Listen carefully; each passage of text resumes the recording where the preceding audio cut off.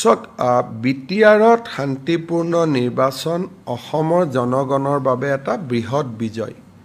প্ৰথমবাৰৰ বাবে বিটিআৰত শান্তিপূৰ্ণ নিৰ্বাচন হৈছে, বন্দুকৰ পৰিৱৰ্তে বেলটৰ যুদ্ধ হৈছে।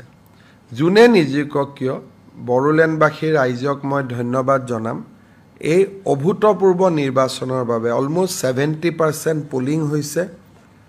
বহুত মানুহে মনত দুখ লৈ ভোট দিছে জুবিনৰ কাৰণে, কিন্তু তেওঁলোকে গণতন্ত্ৰক বিটিআৰত পুনৰ প্ৰতিষ্ঠা কৰিলে।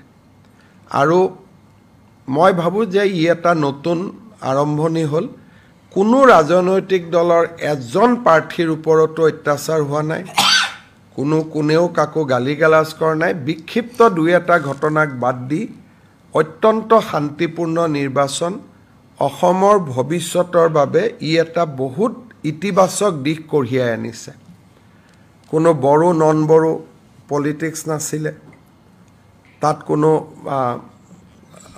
যে আমি জিকিবই লাগিব, সকলোৱে ডেমক্ৰেচি।